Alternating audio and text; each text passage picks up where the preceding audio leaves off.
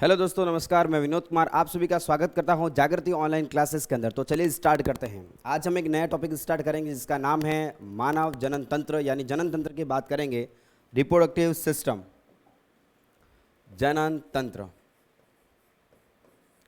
जनन तंत्र अभी तक हमारे सारे सिस्टम खत्म हो चुके हैं। सबसे अंतिम, सबसे लास्ट एक सिस्टम बचा है जिसका नाम क्या हो गया? जनन तंत्र, रिप्रोडक्टिव सिस्टम।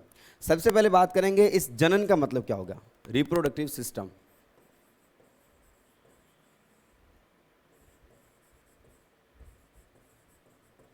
रिप्रोडक्टिव सिस्टम, जनन तंत्र। सबसे पहले बात करेंगे इस जनन तंत्र का मतलब क्या हुआ, यानी जनन का मतलब क्या हुआ सबसे पहले, यानी what you mean by reproduction.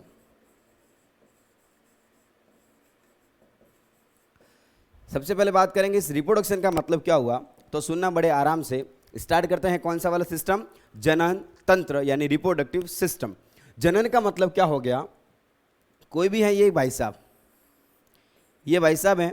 इस भाई साहब के द्वारा अपने ही जैसे नई संतान बनाना, नई संतान उत्पन्न करना। अरे छोटी होगी भाई साहब से, बड़ी नहीं होगी, भाई साहब से थोड़ी छोटी होगी, है ना भाई। जन्मते ही कोई बच्चा बड़ा थोड़ी होगा, भाई साहब के जैसा ही एकदम दिखने में बिल्कुल एकदम समान। उसके भी हाथ होंगे, 2 हाथ होंगे, इसके भी 2 पैर होंगे, 1 नाक होगा, एकदम बिल्कुल समान। हमने ये बात नहीं कि बिल्कुल एकदम भाई साहब के जैसा ही चेहरा है, बिल्कुल एकदम समान, ऐसी बात नहीं करेंगे। यानी किसी भी जनकों के द्वारा, इसको क्या बोलेंगे हम? जनक बोलेंगे। जनक कहने का मतलब पेरेंट्स बोलेंगे। इस पेरेंट्स के द्वारा उसके ही जैसे एक नई संतति बनाना, एक नई संतति बनाना। संतति कहने का मतलब ऑफस्प्रिंग प्रोड्यूस करना यहाँ पर, यानी संतति। जनकों के द्वारा अपने ही समान नई संतति बनाना क्या कहलाएगा भाई? जनन कहलाएगा। क्या कहलाएगा? जनन कहलाएगा। बात को समझना बड़े आराम से, ध्यान से समझना। क्या हो गया? पेरेंट्स से ये, इन पेरेंट्स के अंदर कुछ ऐसी प्रोसेस होगी, ये पेरेंट्स कुछ ऐसे ऐसे यहाँ पर उनके अंदर प्रोसेस करेंगे जिसकी वजह से क्या होगा? एक नई संतति उत्पन्न होगी। ये नई संतति उत्पन्न करना कोई सिंपल काम नहीं है भाई, यहाँ पर बड़ा ही कॉम्प्लेक्स कार्य होता है। और उसकी वजह से क्या होगा? नई संतति उत्पन्न होगी। क्या कहलाएगा? मेरा जनन कहलाएगा। क्या कहलाएगा? जनन कहलाएगा, यानी क्या कहलाएगा? रिप्रोडक्शन कहलाएगा। बात समझ में आ गई क्या? तो परिभाषा देखते हैं इसकी। जनन की परिभाषा क्या होगी? जनकों द्वारा, जनकों द्वारा, जनकों द्वारा कहने का मतलब क्या हो गया? पेरेंट्स के द्वारा, पेरेंट्स के द्वारा अपने ही समान, अपने ही समान, अपने ही समान नई संतति, नई संतति उत्पन्न करना, नई संतति उत्पन्न करना, उत्पन्न करना। क्या कहलाता भाई? उत्पन्न करना क्या कहलाएगा? जनन कहलाता। क्या कहलाएगा भाई? जनन कहलाएगा। अरे बात समझ में आ रही है क्या? जनन कहलाता है, ठीक है। यानी ये क्या हो गए? कोई भाई साहब हो गए और अपने ही जैसे नए बच्चे पैदा करना क्या कहलाएगा? वो जनन कहलाएगा, यानी क्या कहलाएगा? रिप्रोडक्शन कहलाएगा। ये बच्चे कैसे पैदा करता है, कैसे निर्माण करेगा, इन चैप्टर के बारे में कंप्लीट पढ़ेंगे हम जानकारी। तो बड़ा ये इंटरेस्टिंग चैप्टर है, सबसे पहली बात तो, ठीक है। तो वीडियो को एकदम बिल्कुल ही निगाहों से लगा के रहे, है ना, पूरा ध्यान लगा के इस वीडियो को देखेंगे, है ना। तो सबसे पहले स्टार्ट करेंगे कि भाई ये बना तो देंगे, लेकिन ये विधि कौन सी अपनाएंगे? तो नई संतति उत्पन्न करने के लिए 2 प्रकार की विधियां पाई जाती हैं, 2 प्रकार के मेथड पाए जाते हैं, 2 प्रकार के जनन पाए जाते हैं। एक तो पाया जाता है वाला, एक तो पाया जाता है कौन सा? अलैंगिक जनन। कौन सा पाया जाएगा भाई? अलैंगिक जनन। अलैंगिक जनन, अलैंगिक जनन पाया जाएगा, यानी इसको बोलेंगे हम एसेक्सुअल रिप्रोडक्शन। क्या बोलेंगे इसको हम? Asexual reproduction. बात में आ गई क्या? यानी अलैंगिक जनन। दूसरे वाला जो जनन होगा वो कौन सा होगा भाई? अपना लैंगिक जनन। कौन सा होगा? लैंगिक जनन। लैंगिक जनन यानी सेक्सुअल रिप्रोडक्शन। क्या बोलेंगे अपन इसको? Sexual reproduction. अब बात को समझना, बड़े प्यार मोहब्बत से समझना। क्या हुआ? किसी भी जनकों के द्वारा, किसी भी पेरेंट्स के द्वारा, अरे किसी भी पेरेंट्स के द्वारा नई संतति उत्पन्न करना, नए बच्चे पैदा करना क्या कहलाएगा? जनन कहलाएगा। बस एक सिंपल सी, सरल सी एक परिभाषा होगी। ये कितने प्रकार का होगा? उसके अंदर कितनी विधियां होती हैं? तो विधियां होती हैं सभी जीवों के अंदर 2 प्रकार की। एक तो कौन सा होगा भाई? अपना अलैंगिक जनन। कौन सा होगा? अलैंगिक जनन। और दूसरा वाला कौन सा होगा? अपना लैंगिक जनन। नाम से पता चल रहा है अलैंगिक जनन कहने का मतलब क्या हुआ? समझना। चीज़ों को समझना। कोई एक ऐसा ऑर्गेनिज्म है, कोई एक ऐसा जीव है, वो चल रहा था पानी के अंदर, वो तैर रहा था, वो पानी के अंदर तैर रहा था, किसी भी चट्टान से टकरा गया, किसी भी चट्टान से टकरा गया, वो टूट गया और इसके टूटे हुए भाग से क्या हो गया, नया जीव बन गया। क्या कहलाएगा मेरा, एसेक्सुअल रिप्रोडक्शन। क्या कहलाएगा, अलैंगिक जनन कहलाएगा। और मजे की बात सुनो, यहां पर कोई एक ऐसा जीव था, ऐसा कोई जीव था जिसके शरीर से क्या हुआ, कोई भी एक कली बनी, शरीर से क्या हुआ, एक छोटी सी बर्ड बनी, एक छोटी सी कली बनी, और ये कली क्या हो गई, टूट गई। अगर ये कली टूट गई तो इस कली से क्या होगा, एक ऐसा ऐसा नया जीव बन गया। अरे भाई बड़ा गजब सिस्टम होता है ना। कोई भी जीव है जिसका कान टूट गया और कान से एक नया आदमी बन गया।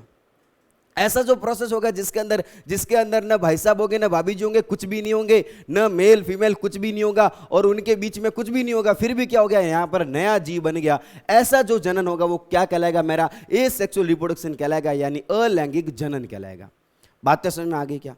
यानी इसके अंदर किसी भी टाइप का यहाँ पर निचेशन, फर्टिलाइजेशन वगैरह कुछ भी नहीं होगा, अरे सीधा ही नया जीव बन जाएगा। उसको क्या बोलेंगे हम, एसेक्सुअल रिप्रोडक्शन बोलेंगे, अलैंगिक जनन बोलेंगे।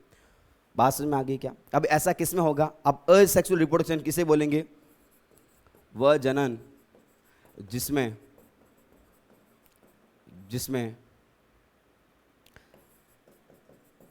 शरीर के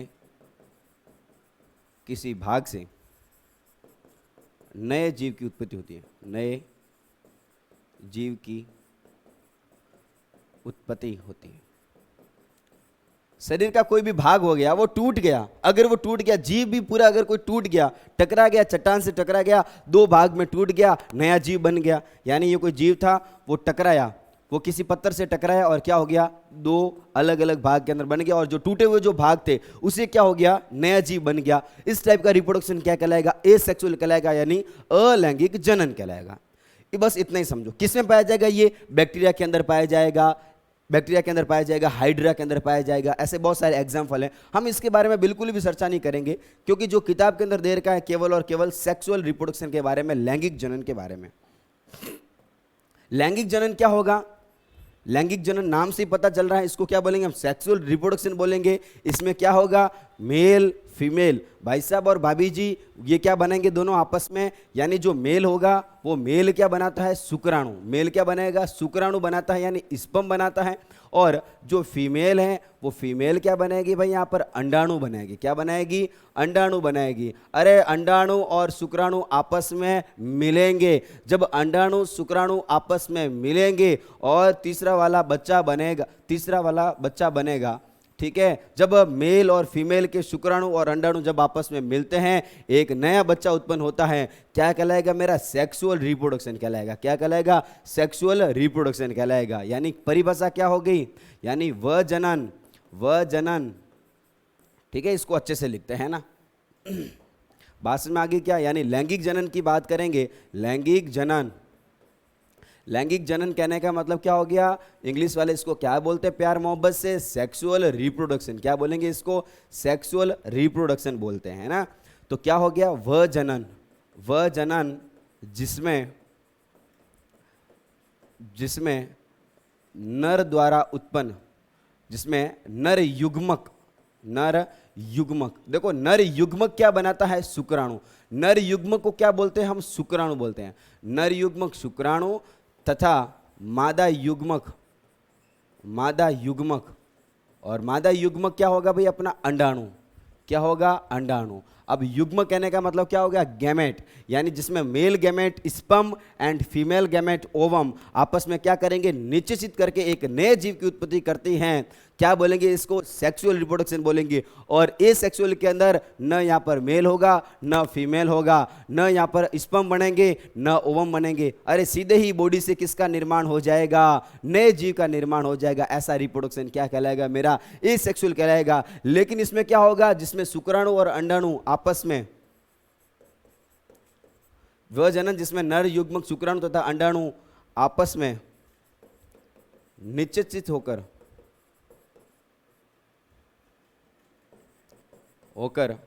नए जीव का निर्माण करते हैं, नए जीव का निर्माण करते हैं।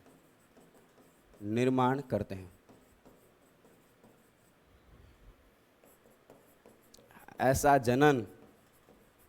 जनन लैंगिक जनन कहलाता है। लैंगिक जनन कहलाता है,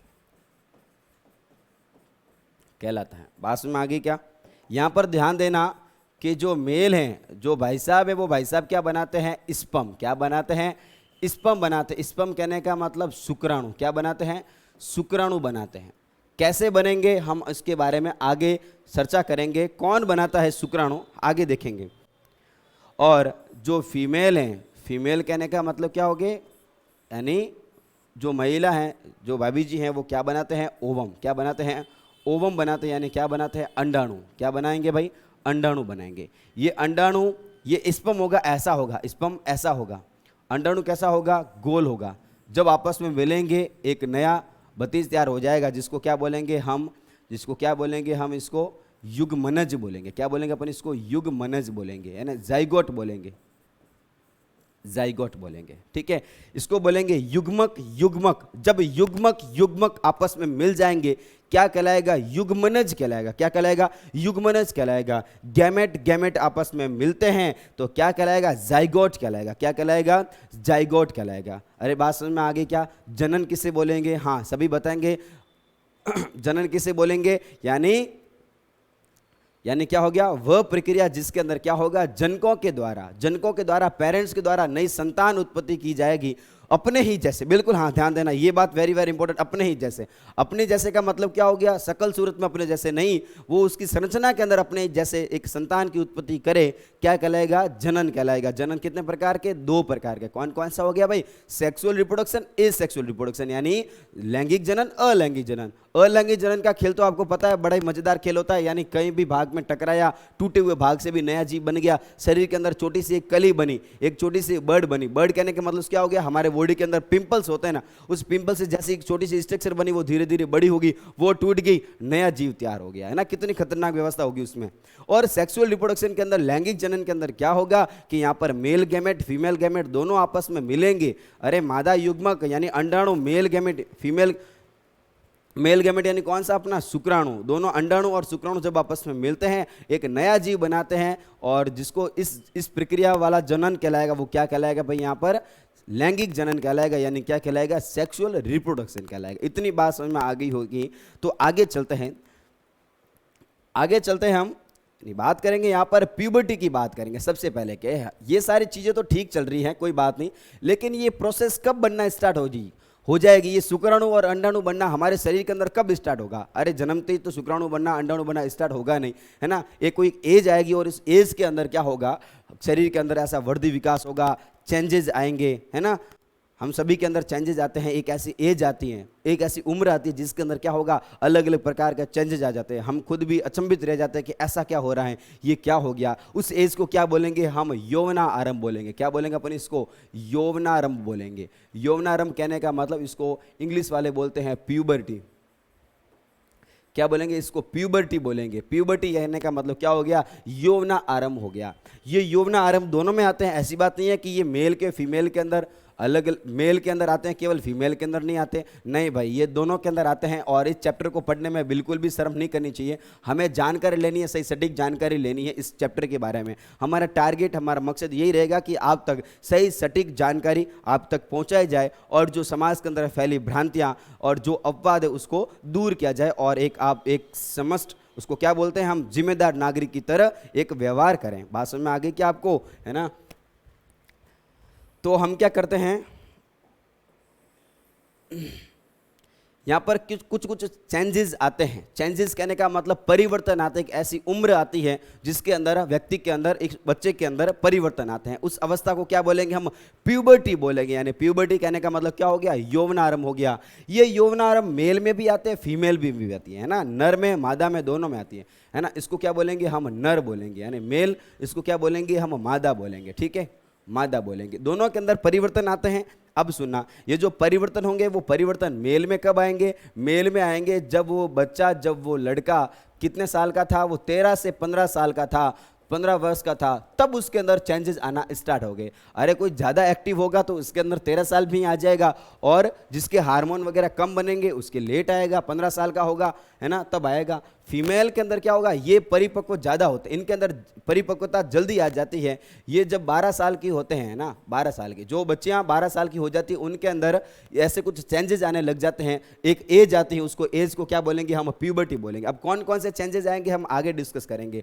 तो 12 साल के अंदर भी क्या हो जाता है, उनके अंदर चेंजेस आने लग जाते हैं। यानी यौवनारंभ का जो स्टार्टअप है, जो यौवनारंभ का जो स्टार्टअप है वो 12 से 14 साल के अंदर ही स्टार्ट हो जाता है, और मेल के अंदर ये कब होगा, 13 से 15 वर्ष के अंदर होगा। बात में आगे क्या, अब बात करेंगे कि सर ये बात तो सारी ठीक है, लेकिन क्या क्या परिवर्तन आते हैं, परिवर्तन तो बता दो। तो वैसे परिवर्तन हम सबको पता है ना, जो ये वीडियो मेल देख रहे हैं यानी बच्चे देख रहे हैं, बॉयज़ देख रहे हैं, उसको पता होगा कि एट द प्यूबर्टी, यानी जो प्यूबर्टी करने का मतलब जो आपकी एज चल रही है, शायद आप जब 9th क्लास में होते हैं, जब 9th क्लास में होते हैं तब धीरे धीरे चेंजेस आना स्टार्ट हो जाता है। ये चैप्टर आपको 8th के अंदर भी पढ़ाया गया। इस चैप्टर को पढ़ाने का टारगेट यही है कि आपको सही सटीक जानकारी दी जाए, ठीक है। तो जब बच्चे 9th क्लास के अंदर होते हैं, यानी तब तक एज हो जाती है अपनी 13 साल ऐसा समथिंग हो जाती है, 12-13 साल, तब उसके अंदर क्या होगा, शरीर के अंदर परिवर्तन आने लग जाते हैं। ये परिवर्तन कौन कौन से होते हैं, तो सबसे पहला परिवर्तन हो गया दाढ़ी मूंछ आना। क्या आना भाई, दाढ़ी मूंछ आना। शरीर के ऊपर धीरे धीरे थोड़ी थोड़ी छोटी छोटी मूंछें आना, दाढ़ी आना स्टार्ट हो जाएगी। और क्या हो जाएगी, धीरे धीरे आवाज़ भारी होने लगती है ना। बच्चों में क्या होगा, धीरे धीरे आवाज़ भारी होने लगेगी। पहले बिल्कुल एक आवाज़ पतली थी, लेकिन एक टाइम आएगा ऐसा आपको भी लग रहा होगा कि ये क्या हो गया, आवाज़ भारी कैसे होगी, ठीक है। तो डरने की बिल्कुल ही बात नहीं है, आप बधाई हो, आपके स्टार्ट हो गया कौन सा, यौवनारंभ, प्यूबर्टी आपके स्टार्ट हो गया। प्यूबर्टी जो एज है वो आपके स्टार्ट हो गया है, बिल्कुल ही डरने की जरूरत नहीं है। और क्या हो जाएगा भाई, और क्या हो जाएगा इसके अंदर, और हो जाएगा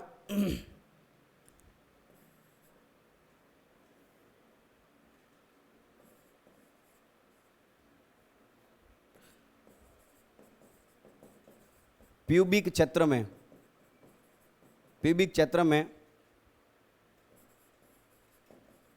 हेयर आना। प्यूबिक क्षेत्र, प्यूबिक क्षेत्र कहने का मतलब क्या हो गया, जननांग जो रीजन होते हैं, जननांग जो एरिया होंगे वहां पर क्या होगा, अंडर आर्म्स यानी आर्म्स के नीचे वगैरह, यहाँ पर क्या होगा, धीरे धीरे छोटे छोटे हेयर्स आने स्टार्ट हो जाएंगे। ये सारे चेंजेस कब होंगे, एट द प्यूबर्टी, यौवनारंभ के अंदर ये सारे चेंज आने लगेंगे। क्या क्या चेंज आएंगे, यहाँ पर शरीर के ऊपर आवाज़ भारी हो जाएगी, शरीर के ऊपर बाल की जो संख्या थी वो बढ़ जाएगी, और शरीर के ऊपर दाढ़ी मूंछ आना, शरीर पे नहीं मुंह पे दाढ़ी मूंछ आना है ना, और प्यूबिक क्षेत्र में हेयर वगैरह आना। ये सारे चेंजेस देखे गए किसके अंदर, पुरुषों में देखे गए, यानी किस में देखे गए, ये बच्चों में देखे गए। अब बात करेंगे हम बच्चियों की, बात करेंगे बच्चियों में क्या क्या परिवर्तन आते हैं।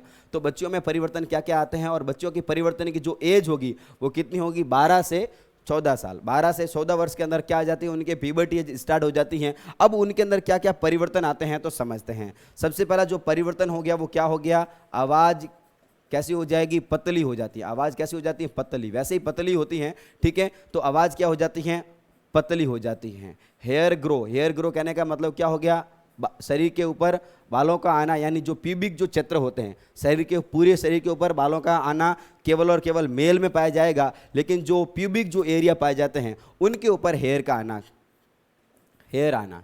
और क्या हो गया, स्तनों का विकास होना, स्तनों का विकास होना, स्तनों का विकास होना, ब्रेस्ट की साइज इंक्रीज होना। और क्या होगा, वेरी वेरी इंपॉर्टेंट, एक उसके अंदर क्या होगा, फीमेल के अंदर क्या होगा, मेंस्ट्रुअल साइकिल, मेंस्ट्रुअल साइकिल का स्टार्ट होना, मेंस्ट्रुअल साइकिल का आरंभ होना, very very important, menstrual cycle का आरंभ होना। ये मेंस्ट्रुअल साइकिल यानी जिसको शॉर्ट के अंदर क्या बोलेंगे हम, एमसी बोलेंगे, इस एमसी का आरंभन होना। क्या होती है ये मेंस्ट्रुअल साइकिल, जिसके बारे में हम डिटेल के अंदर आगे डिस्कस करेंगे। मेंस्ट्रुअल साइकिल का स्टार्ट होना फीमेल के अंदर, फीमेल के अंदर जब वो 12 और 14 साल की एज के अंदर अंदर क्या हो जाएगा, उनके अंदर एक साइकिल स्टार्ट हो जाएगा, जिसको क्या बोलेंगे हम, मेंस्ट्रुअल साइकिल बोलेंगे। क्या बोलेंगे हम इसको, मेंस्ट्रुअल साइकिल बोलेंगे। तो ये साइकिल भी स्टार्ट हो जाता है फीमेल के अंदर। बात समझ में आ गई क्या, तो हमने बात की, सबसे पहले स्टार्ट किया हमने कौन सा वाला, लैंगिक जनन स्टार्ट किया। लैंगिक जनन, तो बताओ बहुत सीधी सी बात है, मानवों में कौन सा जनन पाया जाएगा, तो मानवों में कौन सा पाया जाएगा सर, यहाँ पर लैंगिक जनन पाया जाएगा। बात समझ में आगे क्या? एक हमने एज की बात की, एक ऐसी एज आती है इंसानों के अंदर, मनुष्य के अंदर एक ऐसी एज आती है जिसके अंदर क्या होगा, शरीर के ऊपर बहुत ज़्यादा चेंजेस आने लगेगा, चेंजेस देखने को मिलेगा। वो एज कहलाएगी यौवना आरंभ, या फिर क्या कहलाएगी, वो प्यूबर्टी कहलाती है। उस प्यूबर्टी मेल में भी आएगी, वो फीमेल में भी आती है, दोनों में आती हैं। और उसके अंदर क्या होगा, दोनों की जो एज है वो एज डिफरेंस थोड़ा सा कम ही होता है, यानी जो फीमेल के अंदर जो प्यूबर्टी आती है, सीधी सी बात है, वो थोड़ी सी जल्दी आ जाती है। और उनके अंदर क्या क्या परिवर्तन होंगे, ये परिवर्तन हमने देख लिए। मेल के अंदर क्या होगा, दाढ़ी मूंछ का आना, आवाज का भारी होना, शरीर के ऊपर बाल ही बाल उग जाना, है ना। और फीमेल के अंदर क्या होगा, यही आवाज क्या हो जाएगी, पतली हो जाएगी, हेयर आना, प्यूबिक क्षेत्रों के अंदर क्या होना, हेयर आना, स्तनों का विकास होना, और एक साइकिल स्टार्ट होना, वेरी वेरी इंपॉर्टेंट साइकिल, जिसका नाम क्या हो गया, मेंस्ट्रुअल साइकिल स्टार्ट होना। बात में आगे क्या, चलते हैं आगे, बात करेंगे डिटेल के अंदर। डिटेल के अंदर बात करेंगे, यानी मनुष्य की बात करें तो मनुष्य में कौन सा वाला जनन पाया जाएगा, तो इंपॉर्टेंट लाइन लिखो, मनुष्यों में लैंगिक जनन पाया जाएगा। कौन सा जनन पाया जाएगा, लैंगिक जनन पाया जाता है। मनुष्यों में लैंगिक जनन पाया जाएगा। लैंगिक कहने का मतलब क्या हो गया, सेक्सुअल रिप्रोडक्शन पाया जाएगा, सेक्सुअल रिप्रोडक्शन पाया जाएगा, सेक्सुअल जनन पाया जाता है। बात में आगे क्या, आगे चलते हैं बात करेंगे यहां पर कि मेल के अंदर एक सिस्टम होगा, मेल के अंदर रिप्रोडक्शन के लिए सिस्टम होगा। हमने क्या बोला कि मेल और फीमेल, सुनना बड़े ध्यान से सुनना, मेल और फीमेल आपस में क्या करेंगे, उनके अंदर शुक्राणु और अंडाणु आपस में मिलेंगे। अब बात करेंगे ये मेल के अंदर शुक्राणु कहाँ पर बनते हैं, फीमेल के अंदर ये अंडाणु कहाँ पर बनते हैं, ठीक है। तो मेल के अंदर क्या होगा, एक ऐसा तंत्र होगा जिसको बोलेंगे हम नर जनन तंत्र। क्या बोलेंगे अपन इसको, नर जनन तंत्र। मेल के अंदर पूरा सिस्टम पाए जाएंगे, उसके अंदर बहुत सारे ऑर्गन पाए जाएंगे, अंग पाए जाएंगे, और सबको मिला के क्या बोलेंगे, हम नर जनन तंत्र बोलेंगे, यानी क्या बोलेंगे, मेल रिप्रोडक्टिव सिस्टम बोलेंगे। और सिस्टम बोलो या फिर क्या बोलेंगे इसको, नर जनन अंग बोलेंगे इसको, है ना, मेल रिप्रोडक्टिव ऑर्गन। और बात करेंगे किसकी, फीमेल रिप्रोडक्टिव ऑर्गन, यानी मादा जनन तंत्र। क्या बोलेंगे इसको, मादा जनन अंग। इन सब की डिटेल के अंदर बात करेंगे हम कि मेल के अंदर कौन कौन से अंग होते हैं जो जनन में सहायक होते हैं। बात को सुनना, मेल के अंदर कौन कौन से, हमें क्या करना है, मेल और फीमेल के, मेल क्या बनाएगा शुक्राणु, फीमेल क्या बनाएगी अंडाणु। अब इन दोनों को आपस में मिलाना है और एक नई संतति की उत्पत्ति करनी है, उसकी सारी प्रोसेस कंप्लीट हम पढ़ने वाले हैं टोटल, ठीक है। तो यहाँ पर हम बात करेंगे कि मेल के अंदर ऐसे कौन कौन से अंग होंगे और फीमेल के अंदर ऐसे कौन कौन से अंग होंगे। तो सबसे पहले स्टार्ट करते हैं हम नर जनन तंत्र। किसको स्टार्ट करेंगे हम, नर जनन तंत्र, हेडिंग डालेंगे सभी और स्टार्ट करते हैं हम नर जनन तंत्र। नर जनन तंत्र, मेल के अंदर ऐसा कौन सा सिस्टम पाया जाएगा और कौन कौन से अंग पाए जाएंगे, कंप्लीट उसके बारे में जानकर लेते हैं। यानी कौन हो गया अपना male reproductive organ, male reproductive organ. भाषण में आगे क्या, मेल रिप्रोडक्टिव ऑर्गन। तो हमने क्या किया, मेल के रिप्रोडक्टिव ऑर्गन को खोल के बाहर निकाल दिया, पूरा एकदम अलग कर दिया, है ना। कौन कौन से उसके अंदर ऑर्गन पाए जाएंगे, तो मैं लिखता हूं यहां पर मेल रिप्रोडक्टिव ऑर्गन, कहने का मतलब क्या हो गया, नर जनन तंत्र। नर जनन तंत्र के अंदर हमने बात की, सभी अंगों को मैंने खोल के बाहर निकाल दिया, है ना। नर के अंदर सभी अंगों को खोल के मैंने बाहर निकाल दिया। तो उसके अंदर एक ऑर्गन ऐसा था, बिल्कुल समझना, आराम से समझना, है ना। एक ऑर्गन ऐसा था जिसके बिना तो काम नहीं चलने वाला। एक ऑर्गन ऐसा था इतना बड़ा, इतना इंपॉर्टेंट, बड़ा नहीं होगा, है ना, इतना इंपॉर्टेंट ऑर्गन होगा जिसके बिना काम नहीं चलने वाला। उसको क्या बोलेंगे हम, प्राथमिक जनन अंग। क्या बोलेंगे अपन इसको, प्राथमिक जनन अंग। देखो चीजों को बड़े ध्यान से सुनना, प्राथमिक जनन अंग बोलेंगे इसको, प्राथमिक जनन अंग बोलेंगे। और एक ऐसा होगा ऑर्गन जिसके बिना काम तो नहीं चलेगा, लेकिन इसको क्या बोलेंगे हम, इसके अलावा पाया जाएगा, इसलिए क्या बोलेंगे इसको, द्वितीयक जनन अंग बोलेंगे। क्या बोलेंगे हम इसको, द्वितीयक जनन अंग बोलेंगे। अब बात को सुनना, हमने किया क्या, हमने मेल के जनन तंत्र को पूरा बाहर निकाल दिया। बाहर निकाल के हम चेक करते कि उसके अंदर कौन कौन से पाए जाते हैं। तो उसके अंदर एक ऐसा पाया जाएगा जिसके बिना काम नहीं चलेगा, वो वेरी वेरी इंपॉर्टेंट ऑर्गन होगा, जिसका नाम क्या हो गया भाई, प्राथमिक जनन अंग। और कौन सा होगा वो, उसको क्या बोलेंगे हम, बहुत बहुत बढ़िया, जिसको क्या बोलेंगे, वर्सन बोलेंगे। क्या बोलेंगे इसको? वर्सन बोलेंगे, यानी क्या बोलेंगे इसको? टेस्टिस बोलेंगे। बात में आगे क्या क्या बोलेंगे इसको? वर्सन बोलेंगे, टेस्टिस बोलेंगे। टेस्टिस के बिना काम नहीं चलने वाला सबसे महत्वपूर्ण ऑर्गन होगा, जिसलिए इसलिए इसको क्या बोला जाएगा? इसको इसलिए बोला जाएगा प्राथमिक जनन अंग। क्या बोला जाएगा इसको? प्राथमिक जनन अंग। अब इसके अलावा कौन कौन से होते हैं? तो इसके अलावा होता है अपना वर्षण कोष। कौन होगा भाई? वर्षण कोष होगा, वर्षण कोष। और कौन सा होगा भाई? शुक्रवाहिनी। क्या होगा? शुक्रवाहिनी होगी। और क्या होगा? शुक्रा से होगा। और क्या होगा? शुक्रा से होगा। और कौन से होंगे भाई? एक होगी ग्लैंड होगी, जिसका नाम है प्रोस्टेट ग्रंथि। ग्रंथि का नाम क्या हो गया? प्रोस्टेट ग्रंथि होगी। और एक क्या होगा? अपना मूत्र मार्ग होगा। क्या होगा? मूत्र मार्ग होगा। बात को समझना। सबसे प्राइमरी कौन सा होगा? वर्षण कोष होगा, यानी कौन होगा? टेस्टिस होगा। और सेकंड वाला कौन सा होगा? अपना वर्षण कोष। कौन होगा? वर्षण कोष। अरे जिसमें वर्षण उपस्थित होते हैं उसको क्या बोलेंगे हम? वर्षण कोष बोलेंगे। क्या बोलेंगे इसको? वर्षण कोष बोलेंगे। और सेकंड क्या होगा? यानी एक पाइप होगी, जिससे क्या होगा? एक पाइप होगी जिससे क्या होगा? जो शुक्राणु जो बने हुए थे एक थैली के अंदर डाले जाएंगे, जिसको क्या बोलेंगे हम? शुक्रवाहिनी, यानी वास डिफरेंस। क्या बोलेंगे इसको? वास डिफरेंस बोला जाएगा, है ना। वासा डिफरेंस बोला जाएगा। यहाँ पर इंग्लिश के अंदर लिखी जाए साइड में शॉर्ट के अंदर क्या लिखा गया यहाँ पर? वास डिफरेंस, या फिर इसको क्या बोलेंगे? शुक्र वाहिनी बोलेंगे। अरे वाहिनी कहने का मतलब आपने देखा होगा, बाल वाहिनी, हंस वाहिनी, जो भी है। तो मतलब क्या हुआ? सॉरी, हंस वाहिनी नहीं, बाल वाहिनी। वाहिनी कहने का मतलब क्या हो गया? हंस वाहिनी के बाल वाहिनी कहने का मतलब क्या हो गया? बच्चों को ले जाने वाली एक बस। तो नाम क्या हो गया इसका? शुक्रवाहिनी। शुक्रवाहिनी कहने का मतलब क्या हो गया? शुक्राणु को ले जाने वाली पाइप। सीधी सी बात है। तो शुक्राणु को ले जाने वाली जो पाइप होगी, जिसका नाम क्या होगा? शुक्रवाहिनी, यानी वास डिफरेंस हो गया। और क्या होगा? शुक्रा से, जिसके अंदर शुक्राणु क्या करेंगे? आराम करेंगे, जिसको क्या बोलेंगे हम? शुक्रा से बोलेंगे। एक ग्रंथि पाई जाएगी, जिसको क्या बोलेंगे हम? प्रोस्टेट ग्रंथि बोलेंगे। और मूत्र मार्ग, मूत्र मार्ग कहने का मतलब आगे जाकर ये मूत्र जहां से निकलता है उसको क्या बोलेंगे? मूत्र मार्ग बोलेंगे। बात में आगे क्या? तो ये कैसे होंगे? सारे के सारे द्वितीयक जनन अंग होंगे, सेकेंडरी रिप्रोडक्टिव ऑर्गन होंगे। ठीक है, एक बार सभी एक को वापिस पढ़ेंगे। प्राइमरी कौन सा? जिसके बिना काम नहीं चलने वाला। कौन सा हो गया? प्राथमिक जनन अंग। कौन सा हो गया? प्राथमिक जनन अंग। क्या कहलाएगा? वर्षण कहलाएगा, टेस्टिस कहलाएगा। ये वाला कौन सा हो गया? वर्षण कोष, यानी इसको क्या बोलेंगे हम? स्क्रोटम। क्या बोला जाएगा इसको? स्क्रोटम बोला जाएगा। एक थैली होगी, जिसका नाम क्या होगा? स्क्रोटम। और शुक्रवाहिनी एक पाइप होगी, एक डक्ट होगी, जिसको क्या बोलेंगे हम? वास डिफरेंस बोलेंगे। शुक्रा से प्रोस्टेट ग्रंथि, और क्या हो गया? अपना मूत्र मार्ग हो गया। बात में आगे क्या? चले इसका डायग्राम बनाते हैं, किस टाइप से होगा।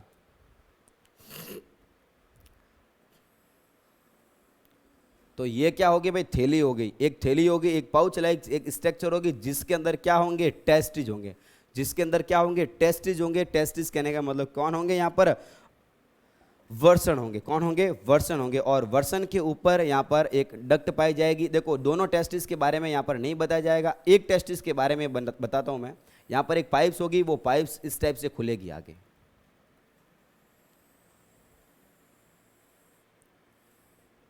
चीज़ों को समझना, डायग्राम आपको देखना, जो बुक के अंदर जो बना हुआ है वही डायग्राम आपको एग्जाम के अंदर लिखना। ध्यान देना, जो एग्जाम के अंदर जो आपको डायग्राम लिखना है, जो डायग्राम बनाना है, जो फोटो बनाना है, वो फोटो आपको बनाना है कौन सा वाला? जो आपके बुक के अंदर लिखा हुआ है।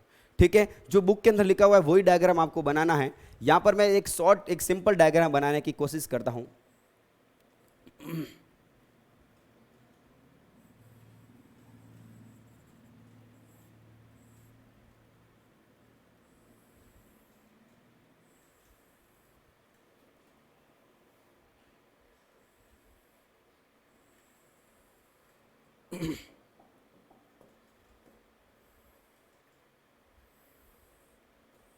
उसके अंदर हम एक नाम भूल गए थे, ध्यान देना, एक नाम भूल गए थे, सीसन। ठीक है, सीसन नाम भूल गए थे। पेनिस लिख देना वहां पर, द्वितीय के अंदर लिख दो पेनिस, एक सीसन। ठीक है, अरे भाई ये क्या बन गया? ठीक है, जो भी है सही बना है। हमने एक सिंपल डायग्राम बनाने की कोशिश की। ध्यान देना, ये ऐसा डायग्राम नहीं बनाना आपको, एक सिंपल डायग्राम है जिससे आपको आसानी से समझ में आ जाए। देखो, हमने सबसे पहले क्या किसकी बात की थी? सबसे इंपॉर्टेंट ऑर्गन जिसके बिना काम नहीं चलेगा, उसका नाम क्या था? वर्षण। क्या नाम था उसका? वर्षण। इसको क्या बोलेंगे हम? प्राथमिक रिप्रोडक्टिव ऑर्गन। क्या बोलेंगे इसको? प्राथमिक रिप्रोडक्टिव ऑर्गन, प्राइमरी जनन अंग बोलेंगे। ठीक है, और ये वर्षण किस में होंगे? तो वर्षण होंगे एक थैली के अंदर, जिसका नाम क्या हो गया? वर्षण कोष। क्या बोलेंगे अपन इसको? वर्षण कोष बोलेंगे। बात समझ में आगे क्या? इसको क्या बोलेंगे? वर्षण कोष बोलेंगे। और वर्षण कोष से एक पाइप जाती है जो शुक्राणुओं को लेके जाती है। अरे शुक्राणु किसने बनाए? इसने बनाए, टेस्टिस ने बनाए। यानी शुक्राणु बनाने का काम करेगी, ये ध्यान देना, ये शुक्राणु बनाने का काम करेगी, इसलिए क्या बोलेंगे अपन? इसको प्राथमिक बोलेंगे। अरे शुक्राणु नहीं बनेंगे तो कोई भी काम नहीं आएगा। हम जानते हैं शुक्राणु और अंडाणु का मिलना क्या कहलाएगा? जनन कहलाता है। आपको समझ में आ रहा है क्या? ठीक है, तो यहां पर शुक्राणु बनेंगे और शुक्राणु बनने के बाद में एक पाइप के द्वारा चले जाएंगे, एक पाइप के द्वारा चले जाएंगे जिसका नाम क्या हो गया? शुक्रवाहिनी। क्या बोलेंगे इसको हम?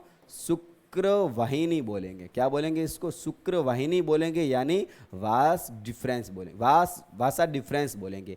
ये वासा डिफरेंस आगे जाकर खुल जाएगी किसके अंदर? ये एक थैली के अंदर, जिसके अंदर शुक्राणु यहां पर आके विश्राम करेंगे, रेस्ट करेंगे, जिसको क्या बोलेंगे हम? शुक्राशय। जिसको नाम क्या देंगे हम? शुक्राशय देंगे। बात समझ में आ गई क्या? क्या बोलेंगे इसको? शुक्राशय बोलेंगे। ये शुक्राशय आगे जाकर ओपन हो जाएगा किसके अंदर? ये ओपन हो जाएगा किसके अंदर? मूत्र मार्ग के अंदर। किसके अंदर ओपन हो जाएगा? मूत्र मार्ग के अंदर। और इसके ऊपर यहाँ पर क्या होगा? एक ऐसा ऑर्गन होगा जिसको क्या बोलेंगे हम? पेनिस बोलेंगे। क्या बोलेंगे इसको? पेनिस, या फिर इसको हिंदी में क्या बोलेंगे हम? सिसन बोलेंगे। पेनिस या फिर क्या बोलेंगे इसको? सिस्न बोलेंगे। बात में आ गई क्या? यहाँ पर ध्यान देना, यहाँ पर ध्यान देना, एक और थैली होगी, यहाँ पर एक और थैली होगी जिसको क्या बोलेंगे हम? मूत्राशय। याद आ रहा होगा आपको? यहाँ पर एक थैली होगी जिसका नाम क्या हो गया? मूत्राशय। और मूत्राशय आगे जाकर खुलेगा, इसके अंदर ही खुल जाएगा। बात में आगे क्या? मूत्राशय के अंदर ये किडनी से पाइप आ रही है दो, हम चैप्टर के अंदर पढ़ा था हमने, किडनी से यहाँ पर पाइप आ रही है, ये वाला क्या हो गया? अपना मूत्राशय हो गया। बात में आगे क्या? तो इस सरल डायग्राम के अंदर सारे चीजें कवर हो गई हैं। और इसके ऊपर मैं यहाँ पर एक ग्रंथि बनाता हूँ जिसका नाम क्या हो गया? प्रोस्टेट ग्रंथि। नाम क्या हो गया इसका? प्रोस्टेट ग्रंथि। एक बार वापस बता देता हूँ, भूल जाते हैं बच्चे, मैं आपको बता देता हूँ। आपको जो एग्जाम के अंदर जो डायग्राम बनाना है वो कौन सा बनाना है? किताब वाला बनाना है। आपके सभी के पास में किताब होगी, आपको किताब वाला डायग्राम बनाना। एक सरल डायग्राम है जिसके आसानी से समझाने के लिए डायग्राम है। सबसे इंपॉर्टेंट ऑर्गन कौन सा हो गया? अभी अपना टेस्टिस हो गया, यानी कौन हो गया? वर्षण हो गया। और वर्षण किस में होंगे? वर्षण कोष के अंदर। ये हो गया अपना वर्षण कोष हो गया। और एक जो पाइप पाई जाएगी जिसको क्या बोलेंगे हम? शुक्रवाहिनी बोलेंगे। क्या बोलेंगे इसको? शुक्रवाहिनी बोलेंगे। और शुक्रवाहिनी किस में स्टोर करेगी? शुक्राशय को, मतलब शुक्राणु को किस में स्टोर करेगी? शुक्राशय के स्टोर करेगी। और अंदर आगे जाकर खुलेगा ये मूत्र मार्ग के अंदर। और यहाँ पर एक ऑर्गन होगा जिसको क्या बोलेंगे हम? पेनिस बोलेंगे, यानी क्या बोलेंगे? सिसन बोलेंगे। बातें समझ में आ गई क्या? तो चलो हम एक एक करके स्टार्ट करेंगे। आप इस सरल डायग्राम को भी बना दो कॉपी के अंदर। स्टार्ट करेंगे, एक एक करके स्टार्ट करते हैं। सबसे वाला पहला वाला हो गया अपना कौन सा? प्राथमिक जनन अंग। प्राथमिक जनन अंग। प्राथमिक जनन अंग कहने का मतलब क्या हो गया? वह अंग जिसके बिना काम नहीं चलता। क्या बोलेंगे इसको? प्राथमिक जनन अंग बोलेंगे। ये बात कोई नहीं लिखेगा कॉपी के अंदर, है ना, कि जिसके बिना काम नहीं चलता उसको क्या बोलेंगे हम? प्राथमिक अंग बोलेंगे, है ना। बिल्कुल एकदम बच्चों वाली हरकतें कोई नहीं करेगा। सबसे पहले बात करेंगे प्राथमिक जनन अंग कौन होगा अपना? तो कौन होंगे? वर्षण होंगे, यानी कौन होगा? टेस्टिस। कौन होंगे भाई? टेस्टिस होंगे। अब ध्यान देना, टेस्टिस कितने होंगे? एक जोड़ी होते हैं। कितने होते हैं? एक जोड़ी होंगे, यानी कितने होते हैं? 2 पीस होते हैं। ध्यान देना, टेस्टिस एक नहीं होगा, सबको पता होगा ये बात तो, है ना। टेस्टिस एक नहीं होगा। वर्षण कितने होते हैं? 2 होते हैं। किसी को डाउट नहीं रहना चाहिए ना, अरे डाउट नहीं रहना चाहिए, प्रैक्टिकल कर सकते हो आप, है ना। कितने होंगे? वर्षण कितने होते हैं? एक जोड़ी होते हैं। और सबसे पहले बात करेंगे होते कहाँ पर है। हेडिंग डाल दी हमने वर्षण की, टेस्टिस की। और वर्षण कितने होंगे? एक जोड़ी होंगे। ये होते कहाँ पर? सबसे पहली बात है, यह उदरी गुहा से बाहर। उदरी गुहा से बाहर। उदरी गुहा से बाहर कहने का मतलब ये पेट से बाहर होंगे। यहाँ पर पेट के अंदर नहीं होंगे, बाहर ही होंगे, है ना। उदरी गुहा से बाहर। उदरी गुहा के बाहर। उदरी गुहा के बाहर एक थैली नुमा संरचना। एक थैली नुमा संरचना जिसका नाम क्या हो गया भाई? बहुत बढ़िया, वर्षण कोष। क्या बोलेंगे इसको? वर्षण कोष, है ना। कोष के अंदर से यही आएगा शायद।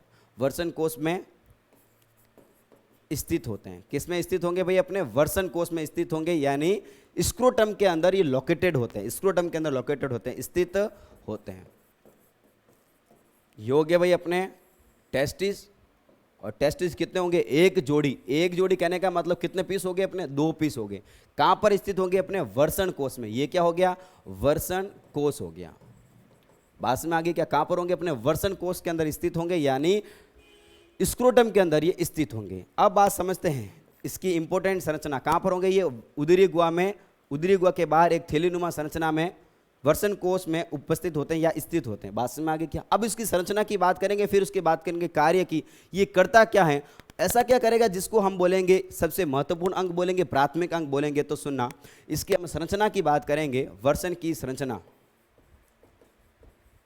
बड़े ध्यान से समझना, वर्षण की संरचना को क्या किया हमने, ये हमारे पास में टेस्टिस था, किसी का भी टेस्टिस, हमने टेस्टिस को क्या कर दिया, ऐसे काट दिया है ना, बीच में से ऐसे काट दिया। ऐसे काट के क्या करेंगे हम, उसकी ऑब्जर्वेशन करेंगे, जब इसकी स्टडी करेंगे, ठीक है।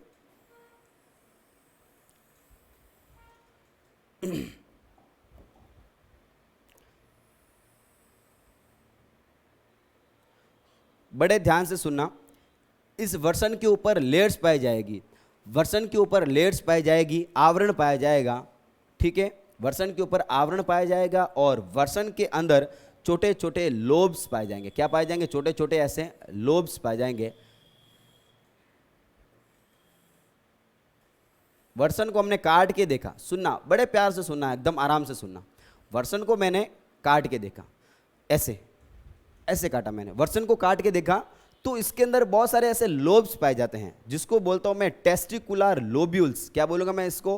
टेस्टिकुलर लोब्यूल्स, यानी वर्षण पालियां, वर्षण पालिका, वर्षण पालियां पाएगी। यहां पर क्या पाएगी? वर्षण पालियां पाएगी, यानी इसको क्या बोलेंगे हम? टेस्टिकुलर,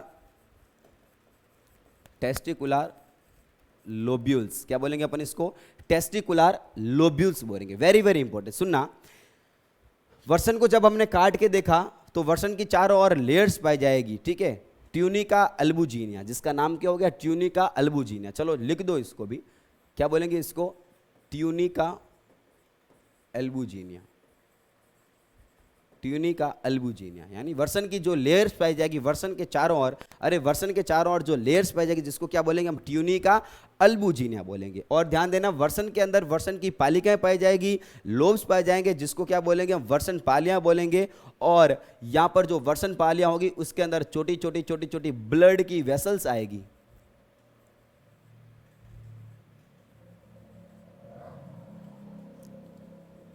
ध्यान देना, उसके अंदर क्या होगा? ब्लड की छोटी छोटी ऐसी वेसल्स आएगी, नलियां पाई जाएगी उसके अंदर,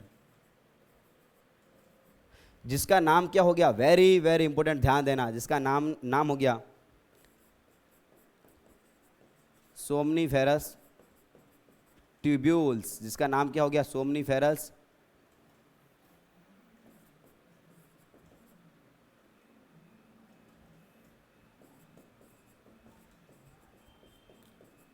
सोमनीफेरस ट्यूब्यूल्स हो गया। इंग्लिश में लिखता हूं ना, ट्यूब्यूल्स। बात में आगे क्या? सोमनीफेरस ट्यूब्यूल्स पाई जाएगी। यहां पर वर्षण हो गया, वर्षण के अंदर लोब्स पाए जाते हैं छोटे छोटे, और लोब्स के अंदर क्या पाई जाएगी? कुछ नलियां पाई जाएगी। एक लोब के अंदर 2 या 3 यहां पर नलियां आएगी, जिसको क्या बोलेंगे हम? सोमनीफेरस ट्यूब्यूल्स बोलेंगे। क्या बोलेंगे हम इसको? सोमनीफेरस ट्यूब्यूल्स बोलेंगे। ये सोमनीफेरस ट्यूब्यूल्स कितनी होगी? एक टेस्टिस के अंदर कितनी होगी? 1 से 3 होगी। कितनी होगी? 1 से कितनी होगी? ये 3 सोमनीफेरस ट्यूब्यूल्स होगी। बातें समझ में आ रही क्या? एक बार वापस सुनो। टेस्टिस का आवरण क्या पाया जाएगा? उसका नाम क्या हो गया?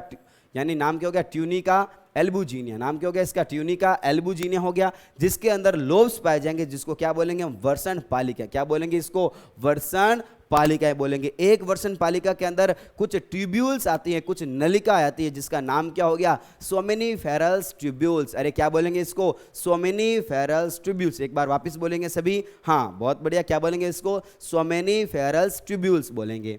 इस सोमेनीफेरस ट्यूब्यूल्स कितनी होगी? ये 1 से 3 होगी एक वर्षण पालिका के अंदर। हमने तो 2 ही बनी, 1 से 3 होगी। 1 भी हो सकती है, 2 भी हो सकती है, 3 भी हो सकती है। यही क्या करेंगे? इस ट्यूब्यूल्स के अंदर ही निर्माण होगा किसका? शुक्राणु का। अरे बहुत बहुत बढ़िया, निर्माण होगा किसका? शुक्राणु का निर्माण होगा, यानी स्पर्म का निर्माण होगा। बात समझ में आ गई क्या? और यहां पर ध्यान देना, और ध्यान देना, यहां पर क्या होगा? उसके अंदर छोटी छोटी छोटी छोटी ऐसी ग्लैंड्स पाई जाएगी।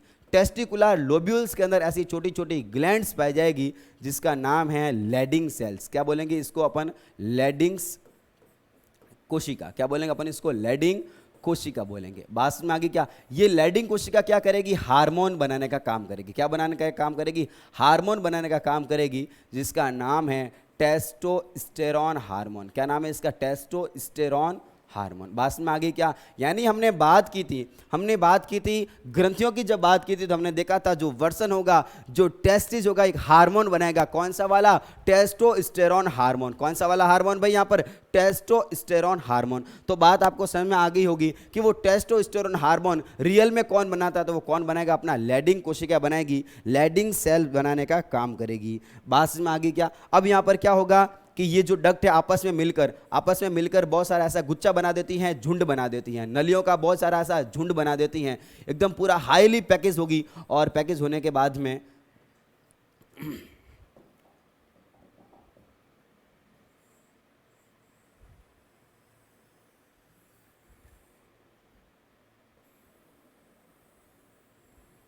ये देखो, ठीक है ना, ये वाले क्या होगी भाई अपनी वापिस, ये नली का नाम क्या हो गया? शुक्रवाहिनी। नाम क्या हो गया भाई अपना?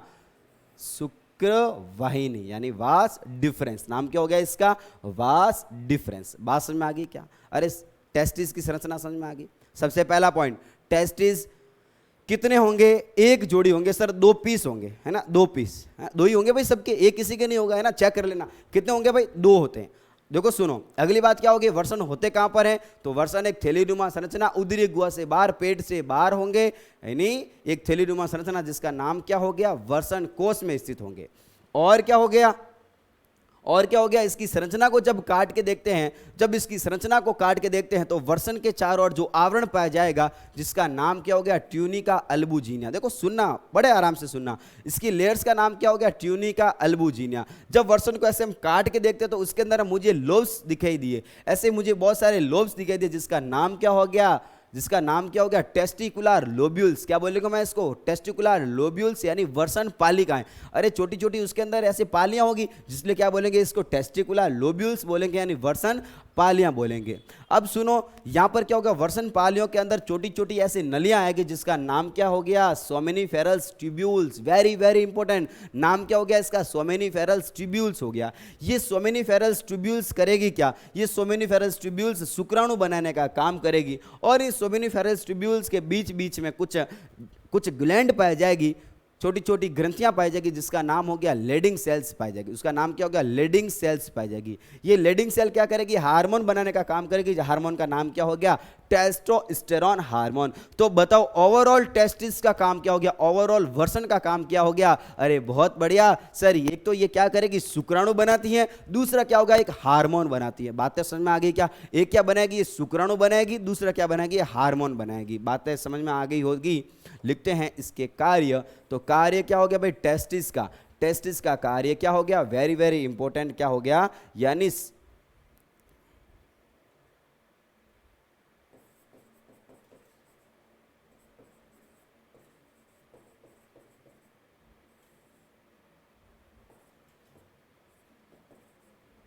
सोमेनिफेरस ट्यूब्यूल्स के द्वारा शुक्राणुओं का निर्माण होता है।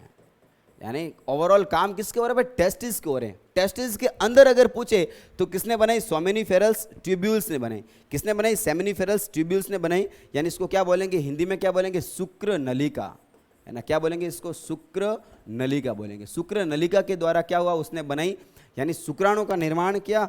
और लैडिंग कोशिकाओं के द्वारा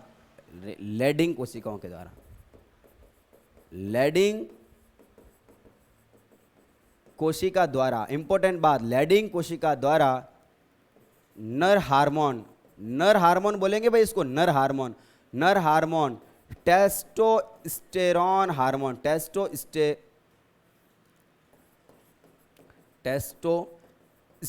हार्मोन। कौन सा वाला हार्मोन हो गया भाई? Testosterone hormone. या फिर इसका दूसरा नाम क्या हो गया, जिसको क्या बोलेंगे हम? Androgen hormone. Very very important, नाम क्या हो गया इसका? एंड्रोजन हार्मोन का निर्माण करना। बात में आगे क्या? वेरी वेरी इंपॉर्टेंट चीज हो गई, निर्माण करना। ठीक है, 2 काम हो गए। एक तो क्या बनाना? हार्मोन बनाना। दूसरा काम क्या हो गया? दूसरा काम हो गया शुक्राणु बनाना। अब ध्यान देना, जो हार्मोन बनेंगे, बहुत बढ़िया, जो हार्मोन बनेगा, हार्मोन का नाम क्या हो गया? टेस्टोस्टेरोन। लेकिन टेस्टोस्टेरोन की जगह पर अगर नाम आ जाए एंड्रोजन नाम आ जाए तो भी आपको कंफ्यूज बिल्कुल भी नहीं होना है, क्योंकि हम जानते हैं अरे इसको एंड्रोजन बोलूं या फिर इसको क्या बोलूं, टेस्टोस्टेरोन। दोनों के दोनों किस में रिलीज होता है? ये अपने मेल के अंदर। किस में रिलीज होंगे? मेल के अंदर। बात में आगे क्या? तो जल्दी से अपन स्टार्ट करते हैं सेकेंड वाली स्ट्रक्चर, जिसका नाम क्या हो गया? द्वितीयक जनन अंग। द्वितीयक जनन अंग। द्वितीयक जनन अंग की बात करेंगे तो द्वितीयक जनन अंग के अंदर सबसे, देखो 1 नंबर तो कर दिया था हमने टेस्टिस वर्षण के बारे में, 2 नंबर क्या हो गया? वर्षण कोष हो गया। कौन सा हो गया भाई? अपना वर्षण कोष हो गया। अब देखो सुनना, वर्षण कोष यह एक थैलीनुमा संरचना, यह एक ही होगी, सीधी सी बात है, थैलीनुमा संरचना, थैलीनुमा संरचना होती हैं, जिसमें कौन होते हैं बताओ भाई? जिसमें वर्षण स्थित होते हैं। जिसमें कौन स्थित होते हैं भाई? वर्षण स्थित होते हैं। बात में आगे क्या? अब बात आती है ये करेगा क्या? इस थैली की कहाँ जरूरत पड़ी? वर्षण को तो हम ऐसे ही लटका देते, सीधे ही लटका देते। इस थैली का काम क्या हो गया? तो ध्यान देना, एक तो इसका काम हो गया वर्षण को जगह देना, वर्षण को घर प्रदान करना, ताकि उसमें वर्षण आसानी से रह जाए। और इसका दूसरा काम क्या हो गया? इसका काम क्या हो गया? यानी इसका तापमान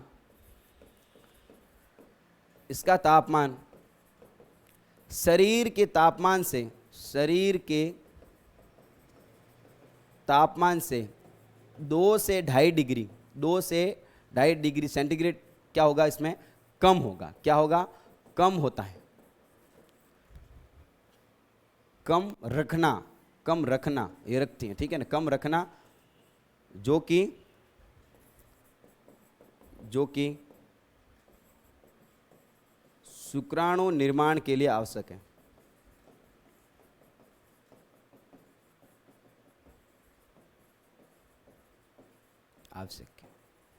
बात को समझना, क्या कहना चाह रहा है ये पॉइंट कहना चाह रहा है कि हमारा शरीर का जो तापमान होता है, उसे 2 से 2.5 डिग्री थोड़ा सा कम रखना। अरे ठंडक रखनी थोड़ी सी।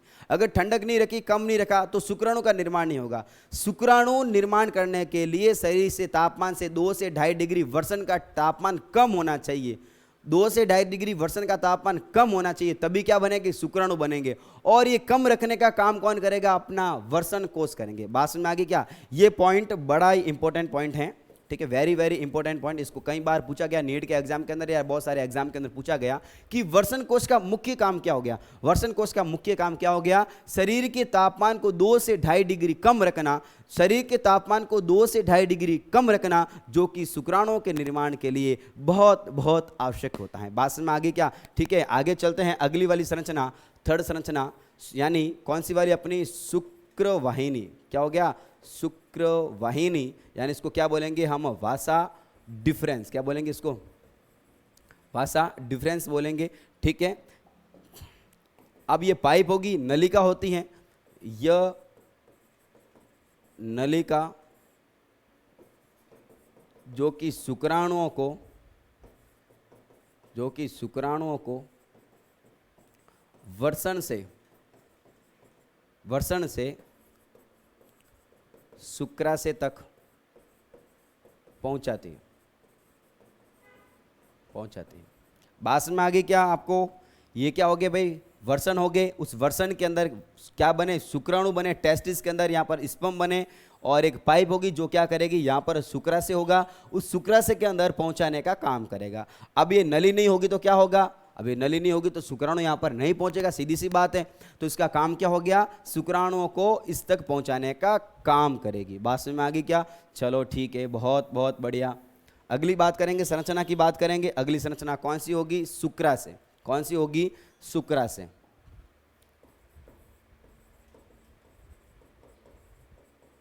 शुक्राशय की बात करेंगे, इसको क्या बोलेंगे हम? सेमिनिफेरस वेसिकल्स, ठीक है? सेमिनिफेरस वेसिकल्स बोलेंगे। इसका कार्य क्या हो गया? शुक्राणुओं को संग्रहित करके रखना। देखो ये हो गया इसकी संरचना, शुक्राणुओं को संग्रहित करके रखना। और इसके अंदर एक उपकला पाई जाएगी जिसको क्या बोलेंगे हम, जननिक उपकला। क्या बोलेंगे इसको, जननिक उपकला बोलेंगे। ध्यान देना, ये हो गया अपना शुक्राशय हो गया। इस शुक्राशय के अंदर जो उपकला पाई जाती है जिसको क्या बोलेंगे हम, जननिक उपकला। क्या बोलेंगे अपन इसको, जननिक उपकला बोलेंगे, यानी जर्मिनल एपिथेलियम बोलेंगे। ये जर्मिनल एपिथेलियम या जननिक उपकला क्या करेगी यहाँ पर, यहाँ देखो कौन आ गए, शुक्राणु आ गए, यहाँ पर कौन आए, शुक्राणु आए। और जननिक उपकला क्या करेगी, एक रस बनाएगी, एक रस बनाएगी, एक लसलसा पदार्थ बनाने का काम करेगी। ये दोनों मिलकर क्या कहलाएंगे, सीमन कहलाएगा। ये दोनों मिलकर क्या कहलाएगा, सीमन कहलाएगा। सुनना, आराम से सुनना, वापस सुनना।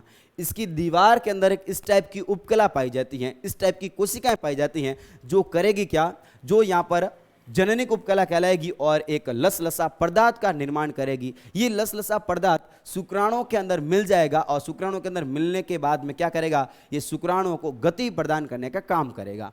ठीक है, और इसका काम क्या होगा, तो इसका काम कितने हो गए, दो काम हो गए। एक तो शुक्राणुओं के लिए यहाँ पर शुक्राणुओं को संग्रहित करके रखना, और सेकंड काम क्या हो गया, एक लसलसा पदार्थ का स्रावण करना। ठीक है, तो इसका कार्य क्या हो गया,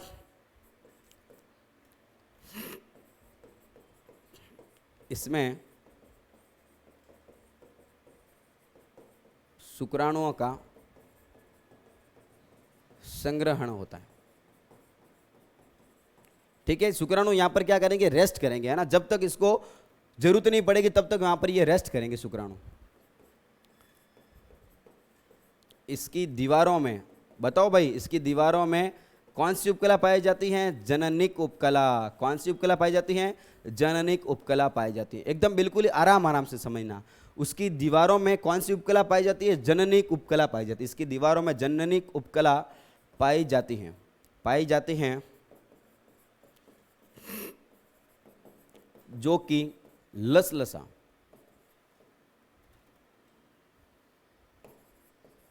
लचलसा लचलसा पदार्थ। लचलसा कहने का मतलब क्या हो गया, चिपचिपा, है ना, एकदम चिपचिपा पदार्थ का स्रवण करती हैं,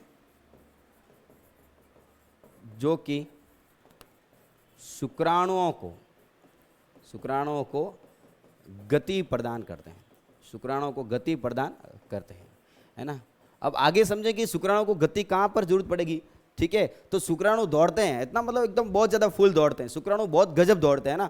तो शुक्राणु में क्या लगेगी, रेस लगेगी, वहाँ पर एक रेस लगेगी। तो रेस उसको दौड़ने के लिए जो ऊर्जा प्रदान करेंगे, दौड़ने के लिए जो ऊर्जा प्रदान करेगा, वो ऊर्जा प्रदान कौन करेगा, इससे जो पदार्थ निकलेगा लसलसा, ठीक है, वो उसको क्या करेगा, ऊर्जा प्रदान करने का काम करेगा। ये होगी अपनी शुक्राशय की बातें। आगे चलेंगे अपनी ग्रंथि के बारे में, जिसका नाम क्या हो गया, प्रोस्टेट ग्रंथि। प्रोस्टेट ग्रंथि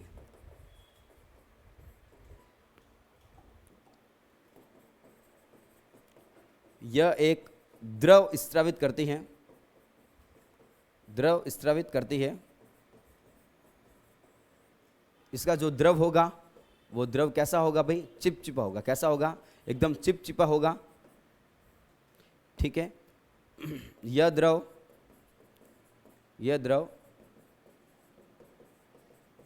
शुक्राणुओं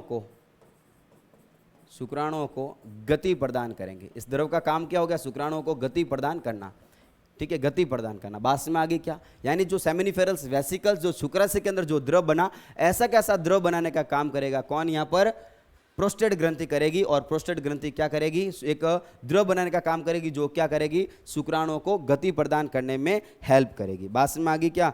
ठीक है, चलते हैं आगे। आगे वाला कौन सा आएगा, अपना मूत्र मार्ग, और मूत्र मार्ग के बाद में क्या आएगा, अपना सीसन आएगा। बात में आगे क्या बात करेंगे, मूत्र मार्ग की बात करेंगे।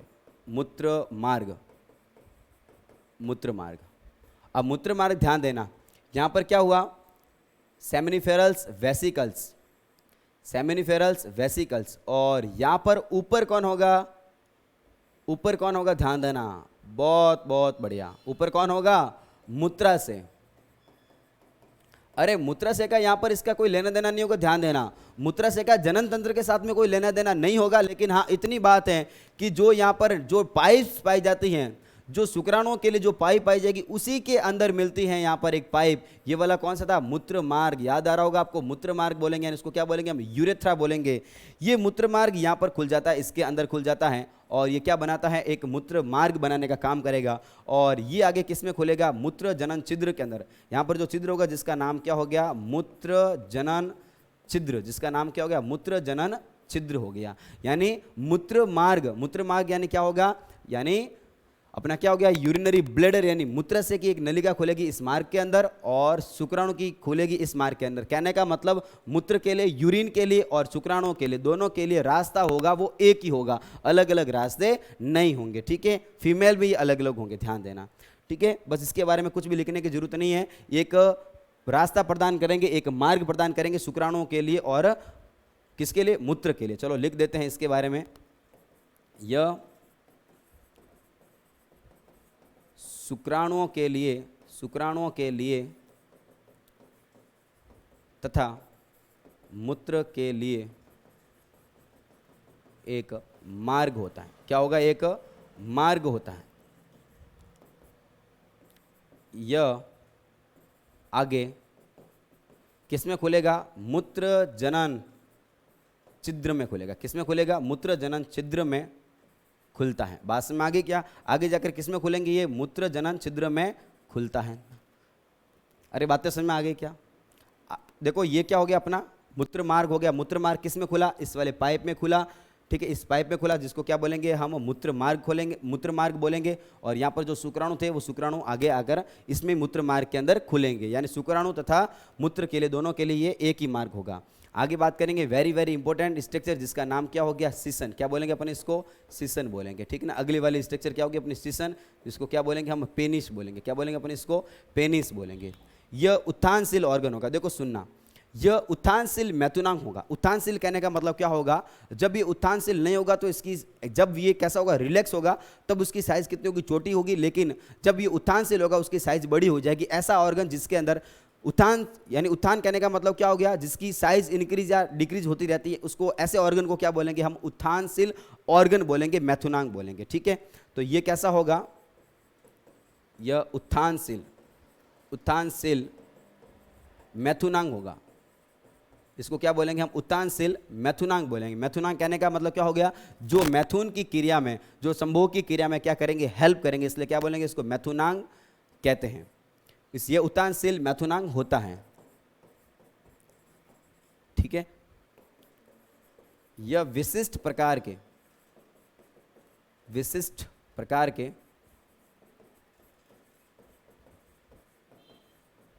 ऊतकों से बना होता है।